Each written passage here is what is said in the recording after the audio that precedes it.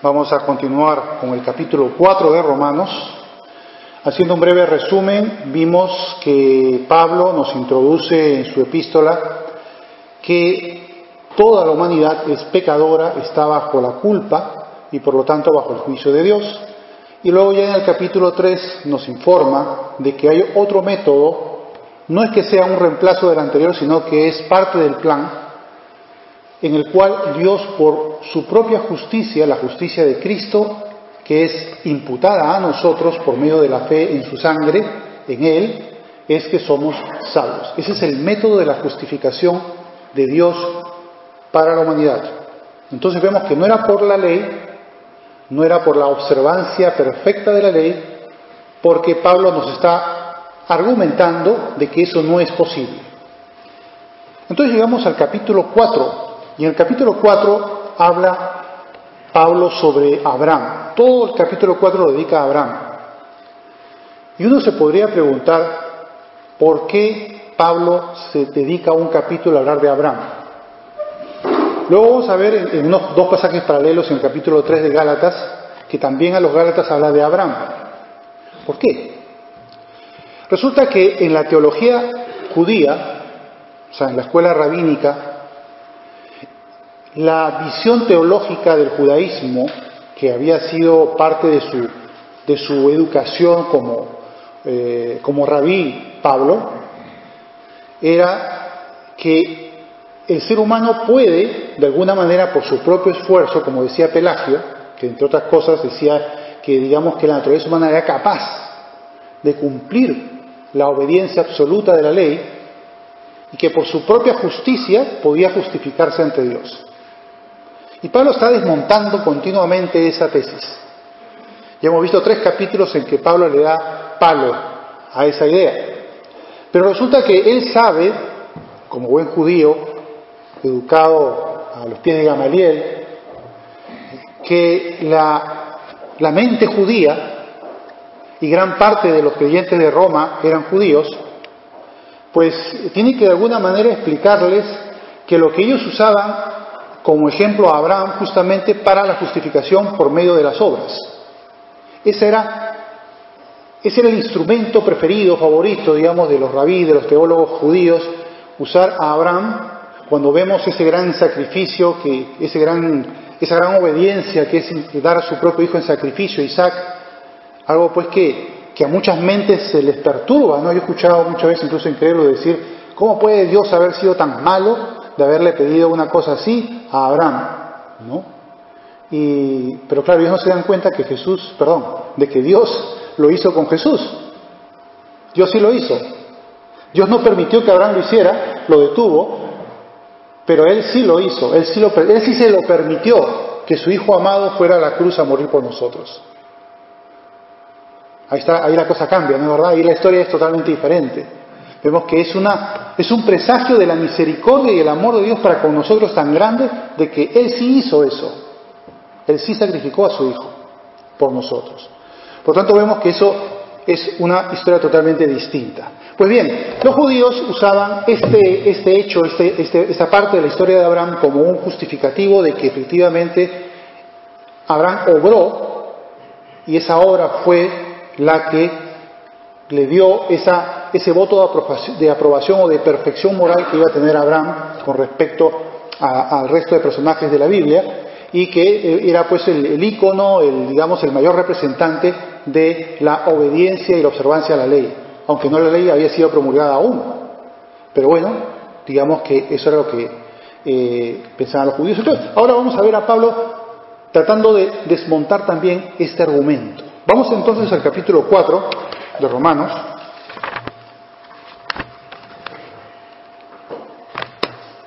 Voy a ponerme para verlo de cerca.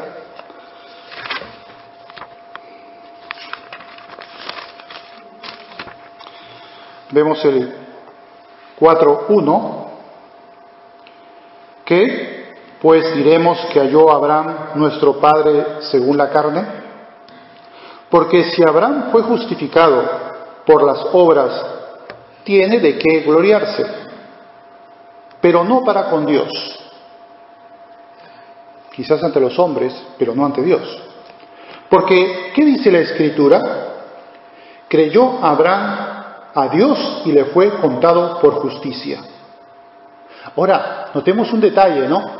Cuando vamos a Génesis y comparamos en qué momento Dios le dijo a Abraham que su fe fue contada por justicia. ¿Fue en el momento que fue a llevar a Isaac al sacrificio? No. Fue unas 3 décadas aproximadamente antes, cuando Dios le hace la promesa. Y Abraham era un hombre bueno, vamos a decir piadoso, pero no se ve ninguna obra especial o grandilocuente que tuviera Abraham, como para decir fue por eso que Dios lo aprobó. Él dice simplemente que Dios le promete un hijo, que en su simiente serán benditas todas las naciones de la tierra, y recibe esta promesa, y como él la cree, dice el Señor, que le fue contada su fe por justicia, es decir, fue justificada. Ahora que hay una cosa interesante, ¿no? Antes de continuar con lo que sigue diciendo Pablo, ¿por qué Romanos tenía ese carácter especial para muchos creyentes a lo largo de los siglos? ¿Y por qué le marcó la diferencia? ¿Qué es lo que nos hace entender Romanos que te despabila y hace que tú verdaderamente tengas un nuevo nacimiento, que recibas a Jesús auténticamente? ¿Qué es lo que hace? Porque vemos que los judíos confiaban en su justicia, y cuando el cristianismo comienza a dar sus primeros pasos, hasta el siglo IV, que Constantino le da la luz verde e incluso lo incorpora políticamente, y comienzan a entrar un montón de gentes que no eran cristianos auténticos y se contamina la iglesia. ¿Qué es lo que pasa? Que una visión pelagiana, recuerden que Pelagio decía, bueno, ya lo expliqué hace un momento, que la salvación puede ser por tu propia justicia. Esa visión pelagiana comienza a también infiltrarse en la iglesia cristiana, y durante muchos siglos, e incluso hoy en día, sales a la calle y si te encuentras con alguna persona que tenga alguna religión cristiana, por lo general será católica, que es lo más habitual, su visión teológica va a ser pelagiana. Y él cree que haciendo determinadas cosas o rituales de su iglesia va a conseguir la salvación. Y no por la fe, no por la justicia inferida de Dios, sino a través de cosas. Y 2 casos emblemáticos como Lutero y John Wesley. Lutero era un hombre que quería agradar a Dios bajo esa visión pelagiana, y él era hacía mil cosas, sufría horriblemente su carne porque parece que se rebelaba, y él se torturaba mentalmente y vivía un infierno en la tierra porque él quería, pero no podía. Pero él quería, y era el más, fanático de quizás de los monjes que había en su convento o lo que fuese. Porque él quería ser aprobado por Dios, pero veía que no lo conseguía. ¿Y qué es lo que hace que entienda? Cuando él estudia Romanos, descubre una cosa interesante, que su propio esfuerzo no vale para nada, que solo por fe simplemente va a serle inferida la justicia de Cristo en él, y de esa manera va a ser aprobado por Dios, no por su justicia sino por la de Jesús. Eso también fue lo que entendió John Wesley. John Wesley también era un buen hombre, debe de haber sido una persona pero muy sana, muy espiritual, y este inglés incluso se hace religioso, se hace misionero y se va a América a tratar de convertir a los indios, fracasa por completo. Él se da cuenta que le falta algo. Él que había formado con su hermano una liga de los santos, o sea que era un hombre que, así como Lutero, también estaba corriendo detrás de ser aprobado por Dios a través de su propia justicia, ¿no? Y fíjense, estamos hablando varios siglos, por lo menos 2 siglos y medio de diferencia entre uno y otro. Y todavía, Wesley, que es del siglo XVIII, Lutero del siglo XVI, siguen todavía con la misma cantaleta, con ese pelagianismo. Y hasta el día de hoy, por supuesto, ¿no? Tampoco nos sorprenda eso, hasta el día de hoy. ¿Qué es lo que no entienden, pues? Y cuando en un estudio de Romanos, precisamente, John Wesley que lo daban los moravos, y él escucha el Evangelio, tal como lo ve Romanos, y se le prende el foco, entiende por fin que somos perdonados y justificados por la fe, y no por nuestro propio esfuerzo. A partir de ese momento no significa, como veremos que algunos trataban de torcer, decir, bueno, yo ya soy justificado por la fe, puedo ahora pecar de lo que haga, que me importa, porque como soy justificado por la fe y no es por mi propia justicia, entonces puedo pecar, puedo ser un libertino moralmente y hacer lo que quiera y no pasa nada. Eso no es, por supuesto, ni lo que quiere decir Pablo, ni lo que quiere decir el Evangelio en lo absoluto. Más bien, nos da el poder para vencer al pecado. El poder que no tenías antes, lo vas a tener a partir del momento en que recibes a Jesús, por el poder del Espíritu Santo, que va a estar obrando en ti. Entonces, la cosa cambia, es muy diferente. Pues bien, entonces ahora vamos a continuar. ¿Qué es lo que sigue diciendo respecto a Abraham Pablo? He hecho este paréntesis. Dice el 3, porque ¿qué dice la Escritura? Creyó Abraham a Dios y le fue contado por justicia. Pero al que obra, no se le cuenta el salario como gracia, sino como deuda. O sea que, si fuese ese el caso, el hecho de tú hacer obras buenas sería una especie de un balance económico, por así decirlo, entre tus debe y el haber, ¿no? Y acumularías cuántas cosas buenas has hecho y cuántas cosas malas has hecho, y habría pues como el sistema egipcio, la balanza de Horus. Pones pues tus obras malas y tus obras buenas, y según lo que pese más, o vas a un lado o te vas al otro, ¿no? Pero esa no es la metodología de Dios. No importa cuán poco mal hayas hecho y cuánto bien hayas hecho, por ese poquito mal ya estás condenado. Pero lo que hace el sistema divino es que en la balanza va a ser puesta la justicia de Cristo, y por eso vas a ser aprobado, por la justicia de Cristo. Y eso es lo que al final entiende Lutero, entiende John Wesley, que eso no depende de ellos, eso ya lo hizo Dios. Y es verdad, en el momento que tú recibes a Cristo va a haber un vuelco moral importante, pero no vas a ser perfecto. Eso no significa que no vas a pecar en el futuro, y nosotros sabemos que efectivamente pecamos todavía. Pero sin embargo, estamos cubiertos bajo la sangre de Cristo y estamos en la propensión de la santidad hacia la medida y la estatura de la plenitud de Cristo. Tenemos una dirección en la cual nos perfeccionamos, no nos descuidamos. Dice también la Escritura, cuidad vuestra salvación con temor y temblor. O sea, no significa que, yo ya soy salvo, entonces ya me puedo despreocupar. No, por supuesto que no. Tengo que seguir a la meta. Pues bien, vemos pues, aquí ya está señalando que la justicia fue por fe. Dice el 5, mas al que no obra, sino cree en aquel que justifica al impío, su fe le es contada por justicia. Porque es Dios quien te justifica, asumiendo la justicia de Cristo como la tuya. Como también David habla de la bienaventuranza del hombre a quien Dios atribuye justicia sin obras, diciendo, Salmo 32, bienaventurados aquellos cuyas iniquidades son perdonadas y cuyos pecados son cubiertos. Bienaventurado el varón a quien el Señor no inculpa de pecado. Esa bienaventuranza la gozamos por la fe.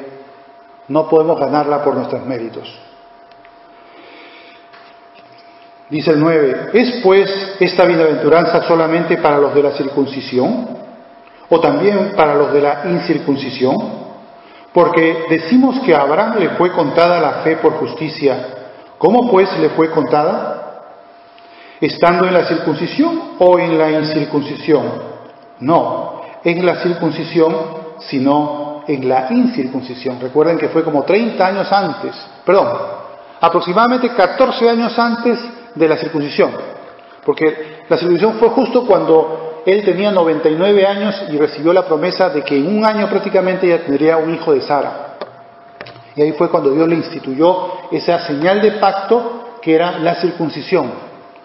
Y vemos pues que en el antiguo pacto habían dos señales sangrientas, la circuncisión y la Pascua, que había que pues sacrificar el cordero y coger la sangre en un cuenco, la ponías en la base, y en los dinteles de las puertas ponías una parte aquí, otra parte aquí, en la parte superior, como formando una cruz, en cierta manera. Fíjense cómo se hace una especie de metáfora de lo que va a suceder en el futuro, ¿no?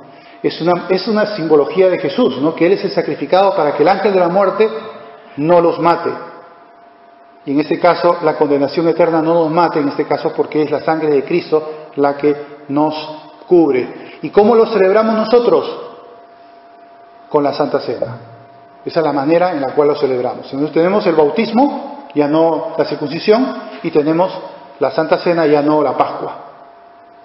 ¿Ven? Ese es el paralelo entre el antiguo y el nuevo pacto. Bien, continuemos. Dice el 11: y recibió la circuncisión como señal, como sello de la justicia de la fe que tuvo estando aún incircunciso. 14 años después todavía. Para que fuese padre de todos los creyentes no circuncidados, a fin de que también a ellos les sea contada, la fe les sea contada por justicia. O sea, diciendo, miren, señores judíos, o sea, es verdad que vosotros estáis muy orgullosos de Abraham como vuestro padre, pero yo os digo que los gentiles también son descendientes de Abraham por la fe, porque para ellos también, esos que eran no incircuncisos, la fe les es contada por justicia. También va para ellos, no solamente para los judíos, va para todos los pueblos de la tierra. Dice el 12: y padre, hablando de Abraham, de la circuncisión para los que no solamente son de la circuncisión, sino que también siguen las pisadas de la fe que tuvo nuestro padre Abraham antes de ser circuncidado. Yo creo que hasta ahí está claro. Ahora, nos gustaría que el apóstol Pablo nos explique un poco más este pasaje, ¿no? Sería bueno, ¿no, verdad? Vamos a hacerlo, vamos a hacerlo que él nos explique este pasaje. Ahora, ¿cómo lo va a hacer? Pues nada más con lo que escribió en Gálatas. Vamos al capítulo 3 de Gálatas y ahí vamos a ver cómo nos explica Pablo este pasaje. Dice a partir del verso 6 al 18. Dice: así Abraham creyó a Dios y le fue contado por justicia. Sabed por tanto que los que son de fe, estos son hijos de Abraham. No solamente los carnales, sino también los, digamos, espirituales. Hay un Israel, perdón, hay un Israel de Dios. Nosotros, al haber recibido a Jesús, somos parte de ese Israel, o sea, también somos judíos. No necesitamos ser descendientes de madre judía o de algún linaje paterno judío, sino que por la fe pertenecemos a ese Israel espiritual, o sea, también somos judíos, por supuesto, espiritualmente hablando. Sabed, por tanto, dice el 7, que los que son de fe, estos son hijos de Abraham. O sea que también nos dice que somos también hijos de Abraham. ¿Quién sabe? Puede ser que genéticamente también tengamos alguna descendencia de él, porque a más antiguo el personaje, estamos hablando de hace 3.000 años, no, perdón, más, 4.000, sí, más de 3.000 años, mucho más de 3.000 años, cerca de 4.000 años. Estamos hablando pues de alguien, no, ese fue el pensamiento que estaba diciendo. Bueno, vamos a continuar entonces, ahora lo recordaré. Tenemos pues que Abraham es el padre de todos los que por fe creen en él. O sea que somos también judíos en lo espiritual. ¿Qué más nos dice Pablo aquí? Dice el 8, y la Escritura, previendo que Dios había de justificar por la fe a los gentiles, dio de antemano la buena nueva a Abraham, diciendo: en ti serán benditas todas las familias de la tierra. De modo que los de la fe son bendecidos con el creyente Abraham. Porque todos los que dependen de las obras de la ley están bajo maldición. Fíjense lo que está diciendo, Pues escrito está: maldito todo aquel que no permaneciere en todas las cosas escritas en el libro de la ley para hacerlas. O sea, si tú dices, yo me voy a justificar por la ley, o sea, bajo esa idea pelagiana de por mi propia justicia, para yo poder ser salvo, tendría que conseguir la absoluta y completa totalidad de la ley observada. Tendría que obedecerla toda, absolutamente toda. Como dice Santiago, cualquiera que guardare la ley pero ofendiera en un punto, se hace culpable de todo. O sea que fastidiados estamos. No podemos por nuestras propias fuerzas en lo absoluto. Jamás nadie ha podido ni podrá. Porque aunque falle uno chiquitito, uno muy pequeño, se hace culpable de todo. Eso lo tenía muy claro Santiago, y ahí nos lo dice. Y así es. Nadie puede cumplir la observancia absoluta de la ley. Nadie, absolutamente nadie. Y eso lo sabía muy bien Dios, por supuesto. Por eso instituyó otra forma para poder ser justificados. Continuamos. Porque dice el 10, todos los que dependen de las obras de la ley están bajo maldición, pues escrito está, maldito todo aquel que no permaneciere en todas las cosas escritas en el libro de la ley para hacerlas. Ni modo, tajante. 11. Y que por la ley ninguno se justifica para con Dios es evidente, porque el justo por la fe vivirá. Y la ley no es de fe, sino que dice, el que hiciere estas cosas vivirá por ellas. Bastante enfático y bastante claro aquí nos está explicando Pablo lo que ya hemos leído en Romanos. Dice el 13, Cristo nos redimió de la maldición de la ley, hecho por nosotros maldición, porque está escrito, maldito todo aquel que es colgado en un madero. Fíjense que algo muy interesante, ¿no?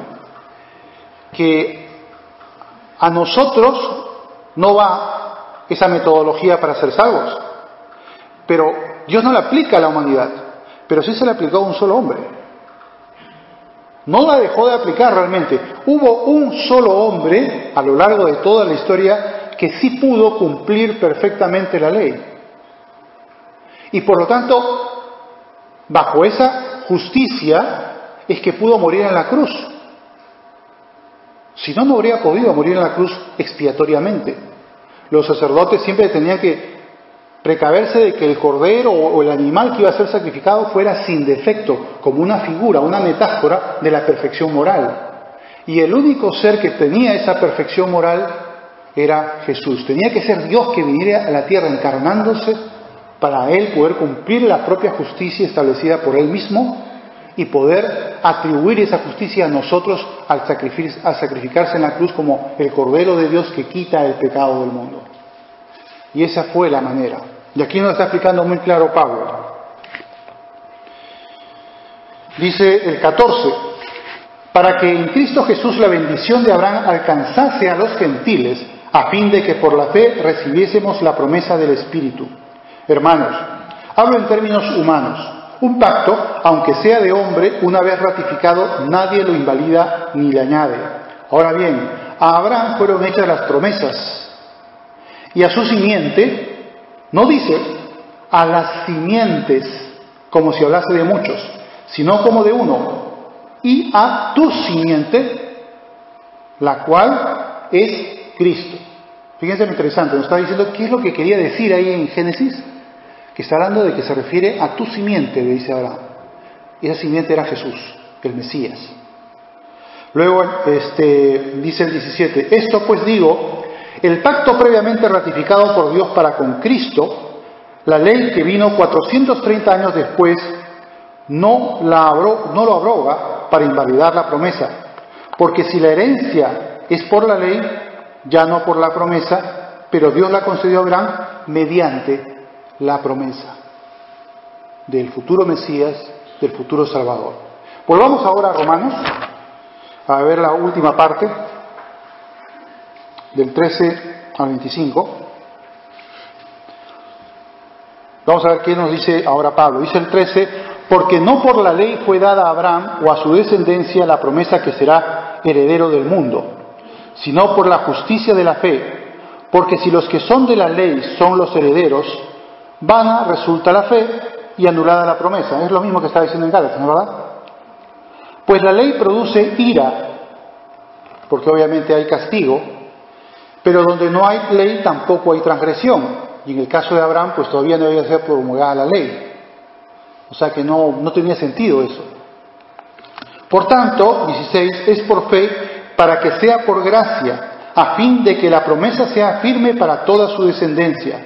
No solamente para la que es de la ley, o sea, los judíos, sino también para que es la de la fe de Abraham, el cual es padre de todos nosotros, judíos y gentiles, de todos los que creen por la fe.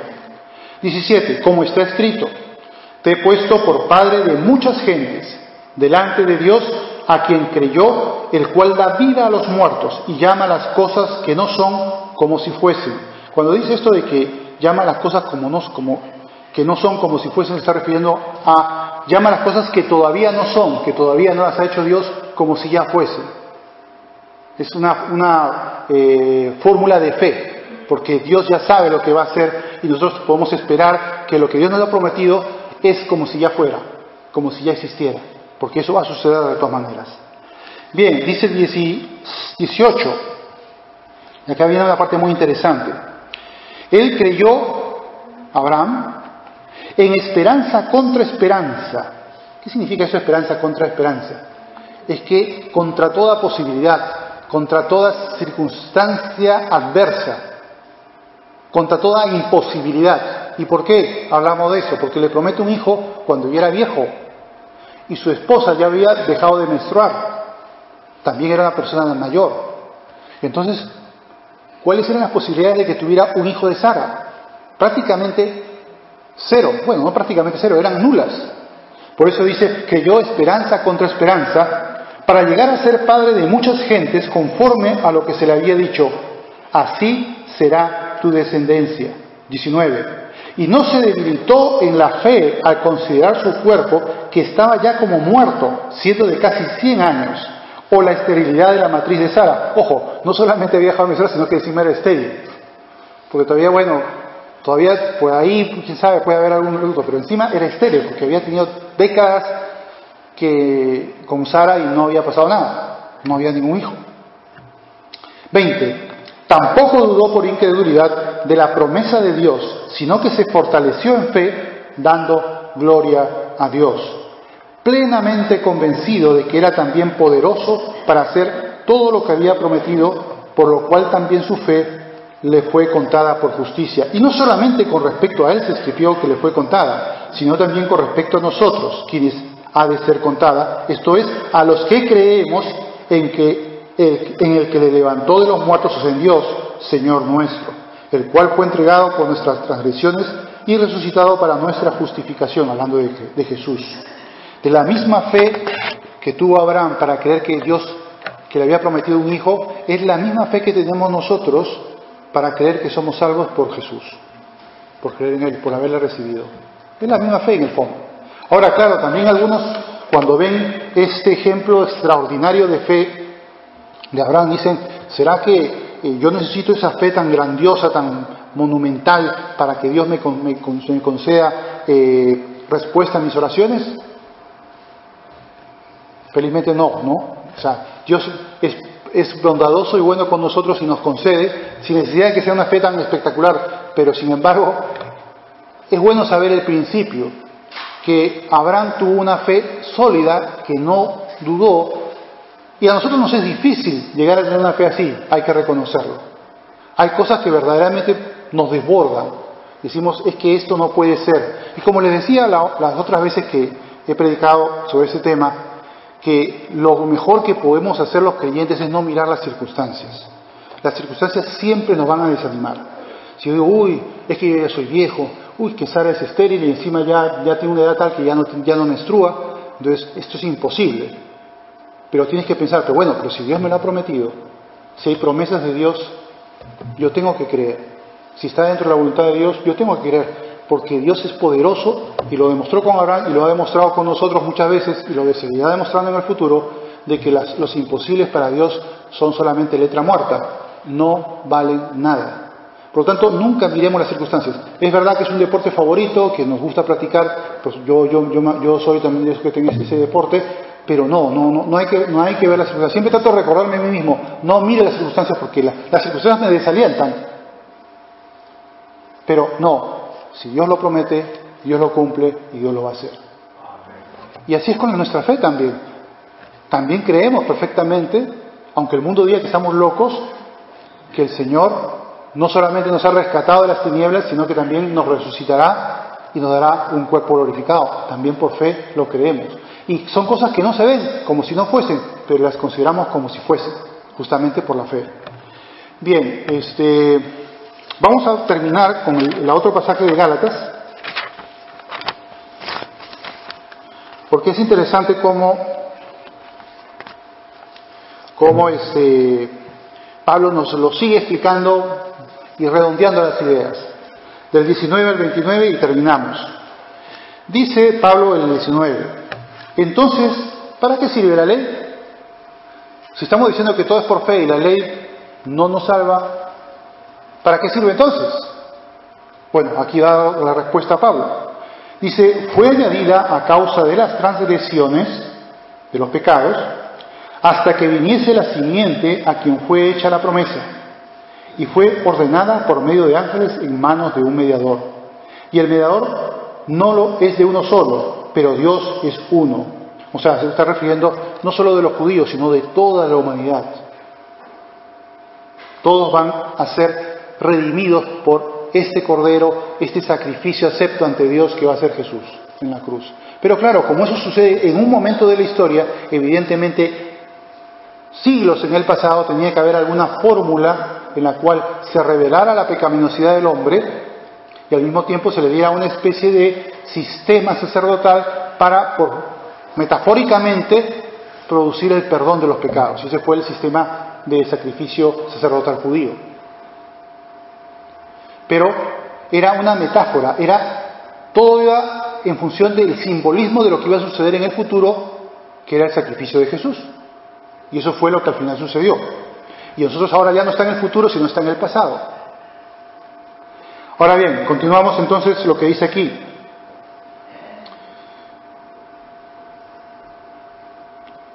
(22)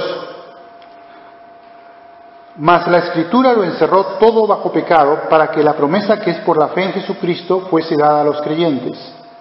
O sea que no hay resquicio que podamos decir, uy, aquí hay una cosita por la cual yo puedo hacer y ser salvo. No hay ningún resquicio. Pero antes que viniese la fe, 23, estamos confinados bajo la ley, encerrados para aquella fe que iba a ser revelada. De manera que la ley ha sido nuestro ayo para llevarnos a Cristo, a fin de que fuésemos justificados por la fe. Y quizás uno de los problemas que tiene la versión Reina Valera del 60 es que todavía tiene algunas palabritas que el castellano común no son muy entendibles, pero en el antiguo se entendía. Ayo se refiere al instructor. En los tiempos del primer siglo y antes también, y posteriormente también, había pues a los chicos, se les contrataba un ayo, un instructor. Por ejemplo, a Alejandro Magno, el hijo de Filipo, rey de Macedonia, tenía como ayo a Aristóteles, ni más ni menos, ¿no? Entonces, esos eran los ayos, eran los instructores de los chicos, de los jóvenes, para que aprendan de ciencias, de literatura, de retórica, en fin, de todo lo que había que aprender en esos tiempos. Entonces lo que nos dice aquí es que la ley que Dios trajo era nuestro instructor para llevarnos a Cristo. ¿Y cómo es que nos lleva a Cristo? Y eso también es importante en nuestro evangelismo, ¿no? Nos lleva a Cristo porque revela nuestra pecaminosidad, revela nuestro pecado, nuestra culpa. Siempre cuando testificamos de Cristo tenemos que preocuparnos de que la persona, nuestro interlocutor, se dé cuenta que es pecadora. Hasta que no se dé cuenta que es pecadora, hasta que no sienta compunción por su pecado, probablemente lo que estemos diciendo no va a dar fruto. Él tiene que saber que está perdido, tiene que saber que está bajo el juicio de Dios, que está condenado, y que su salida única es Cristo. Es como un embudo que te lleva a Cristo. Y eso tenemos que tenerlo claro también, no solamente en nuestra comprensión del Evangelio, sino en nuestra metodología de predicar el Evangelio. Bien, vamos ya terminando. 25. Pero venida la fe, ya no estamos bajo ayo, o sea, bajo instructor, pues todos sois hijos de Dios por la fe en Cristo Jesús. Porque todos los que habéis sido bautizados en Cristo, de Cristo estáis revestidos. Ya no hay judío ni griego, no hay esclavo ni libre, no hay varón ni mujer, porque todos vosotros sois uno en Cristo Jesús. No hay distinción absoluta de ningún pueblo, de ningún género, ni nada. Todos somos uno en Cristo Jesús. Y termina diciendo, y si vosotros sois de Cristo, ciertamente el linaje de Abraham sois y herederos según la promesa.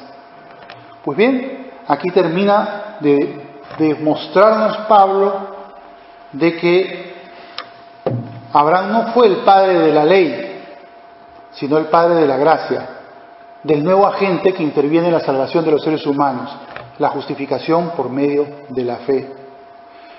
Es cierto que Santiago usa el caso del sacrificio de Isaac como ese ejemplo de las obras que produce la fe. Y lo que está haciendo Santiago no es contradecir a Pablo, como algunos piensan por ahí. No. Está redondeando la idea de que una fe genuina tiene que ser mostrada por las obras, que la fe va a producir obras. Una fe que no produce obras es una fe muerta, no es legítima. Seguramente no ha habido ningún nuevo nacimiento, porque no produce obras. Por lo tanto, una fe genuina tiene que haber un revulsivo moral, tiene que haber una revolución en tu forma de actuar. Y esa es señal de la fe. Pero cuando fue, como dice Pablo, cuando fue justificado Abraham, no fue en el momento del sacrificio de Isaac, fue muchos años atrás, quizás alrededor de 30 años atrás. Y no hizo ninguna obra especial, simplemente fue justificado por la fe. Dios necesita seres humanos que miren a Él, confíen en Él, se sometan a su voluntad. Yo puedo tener un ejército mío y el ejército de mi enemigo. Y en el ejército de mi enemigo puede haber un soldado que sea pues un samurái, el tío mueve la espada, mueve la metralleta, es un Conan o es un Rambo, es un fabuloso soldado. Pero ¿de qué me sirve si es mi enemigo? Yo lo que necesito es que sea de mi ejército. Aquella persona que mira a mí, que mira a Jesús para salvación, eso es lo que a Dios le importa. No importa de dónde haya salido, qué tan pecador haya sido, qué tan miserable moralmente haya sido. Él lo que necesita es su corazón para poder rescatarlo, sacarlo de las tinieblas, transformarlo y llevarlo a la luz. Eso es lo que va a hacer Dios. Pero el otro puede ser buenísimo, puede ser un pan de Dios la otra persona, pero si no cree en Jesús, si no lo ha recibido en su corazón, a Dios no le sirve de nada, absolutamente. Y eso es lo que nos enseña Pablo aquí. La fórmula de que podamos ser salvos, no podemos decir de que Abraham haya sido, como decían los judíos, el ejemplo de la observancia de la ley, sino más bien de la justificación por la fe, y así lo demuestra Pablo en el capítulo 4 de Romanos. Oremos. Padre Santo, te damos las gracias por lo que nos enseña tu palabra. Te damos las gracias, Señor, por cómo Pablo nos explica estas cosas, Señor, no solamente en Romanos, sino también en Gálatas, y nos ayuda a entender, Señor, cómo el único mecanismo que funciona realmente es la justificación por medio de la fe, porque sabemos nosotros, y tú lo sabes, que ningún ser humano podrá jamás ser justificado por las obras de la ley. Te pedimos, oh Dios, que nos ayudes a tener esto muy en claro, a que nuestra actividad evangelística, Señor, pueda ser sabia en este aspecto, y sabiendo de que verdaderamente tenemos que convencer de pecado. Y Señor, te pedimos que tu Santo Espíritu, según su promesa, también pueda actuar cada vez que testificamos de Jesús, y pueda hacer que las personas puedan verdaderamente saber que son pecadores, saber que están bajo la ira de Dios, y de esa manera puedan ser llevados a Jesús como su Salvador y su Dios y Señor. Te damos las gracias, Señor, por todo lo que has hecho por nosotros, por esta ciudadanía de Israel espiritual en la cual pertenecemos gracias a la fe en Jesucristo, Señor, que somos también herederos de la promesa e hijos de Abraham. Te damos las gracias por esto, Dios, y te pedimos que bendiga nuestras vidas, que esta gran fortuna de recibir la salvación en Cristo gratuita, que no nos ha costado nada, pero que a ti sí te costó muchísimo, Señor, podamos ser agradecidos y ser consecuentes con ella, para caminar en la santidad, dirigirnos hacia el cumplimiento de tu voluntad, y no hacia atrás, no al libertinaje, oh Dios, a un mal entendimiento de tu gracia y de tu bondad. Te damos las gracias pues por todo eso, en el nombre precioso de Jesús nos encomendamos a ti. Amén.